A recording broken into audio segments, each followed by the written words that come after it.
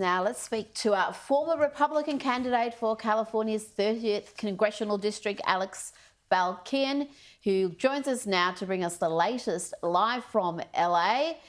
Alex, we've seen trouble for over a week now. Have things finally quieted down? Have they had their big peak with their No Kings rally and they're going to go home and go back to their jobs, hopefully? Well, most of these people actually don't have jobs. They have an abundance of free time, which is why they can mobilize so quickly anytime anybody gets upset. It's unclear whether things will calm down because they, get offended and get upset at the mildest thing. And so they're looking for a reason to revolt and vandalize property. Alex, we've seen these protests go on, and we've seen dramatic scenes from them, cars being set on fire, looting, and yet some of the media over there, a lot of the media seem to be describing them as peaceful, at least some of the guests are describing them as peaceful.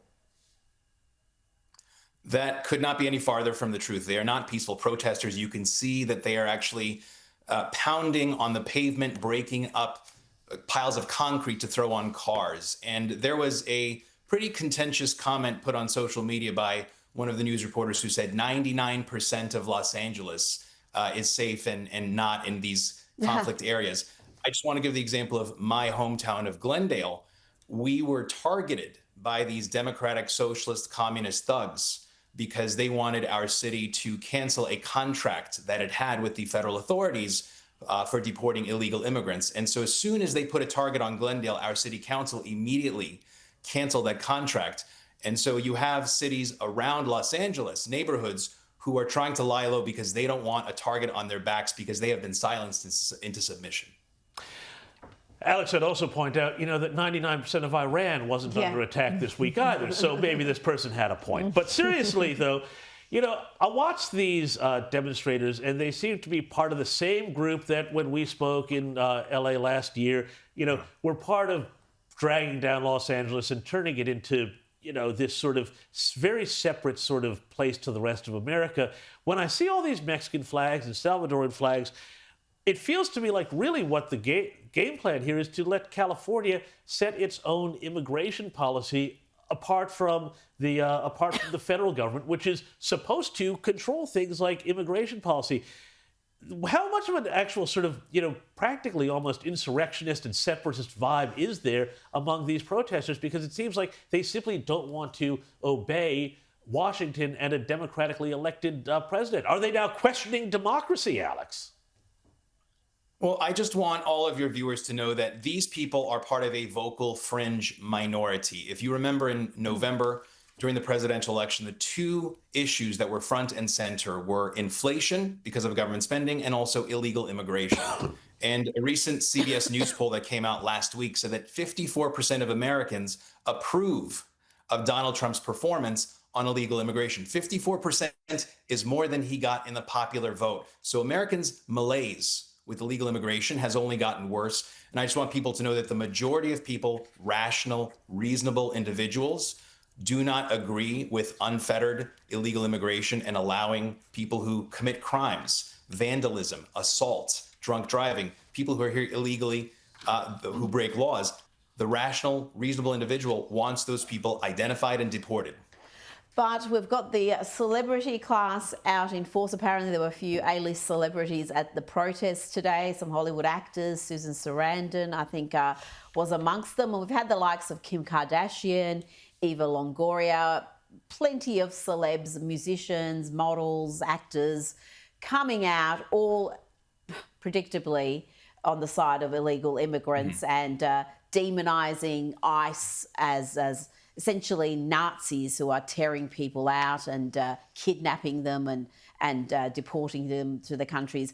Is that going to have any sort of impact? Because we do have the very influential celebrity class in full force being activists in this area now.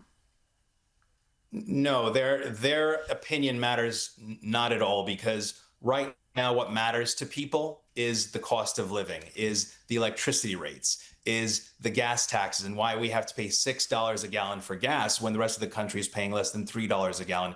So all of these celebrities, these rich elitist celebrities who live in their bubbles, who are insulated from the problems that plague the everyday person. Their opinions don't matter. People aren't listening to them. Oh, well, James, I'm wondering if Donald Trump will be just secretly hoping for these protests to continue on and on. Well, I think so, because, and I'd love to get your view on this, Alex, here, because, you know, they do seem to play into the Republicans' hand. But tell us also, though, what about Gavin Newsom in all of this? Because Gavin Newsom gave this big speech last week. You know, the New York Times said, "Oh, we finally have a leader for the Democrats. This is him setting up for the presidency in 2028." But, you know, Alex, how is that going to work? Because you said most Americans, you know, again, the Democrats have picked the wrong side of this issue. Does Gavin Newsom have a prayer of taking, you know, his anti-Trump, pro-illegal message, and that's what it is, essentially, you know, on the national stage, or will he just get laughed off of it? I mean, he is choosing the wrong issue. If you're going to choose issues that matter to the average Californian, you don't choose this particular issue because, as I said, you have Californians who are buckling under the weight of higher taxes, higher gas prices, and poor social services. You know, we pay hundreds of dollars for registering our vehicles, but then the roads remain with potholes. And then you see that illegal immigrants are getting free services at the expense of legal immigrants and American citizens. So we are just kind of sitting back and letting them hang themselves with this rope, because if you are the reasonable, rational individual who has everyday problems like high cost of living, like high taxes, when you see your elected officials investing this much effort in people who are here illegally, people who commit crimes and should be deported, when you see that they're investing their efforts and energies in those people and not on us, that is simply a losing battle, and we're just going to sit back and watch them dig their hole deeper. Alex Balekian, thank you so much for your time.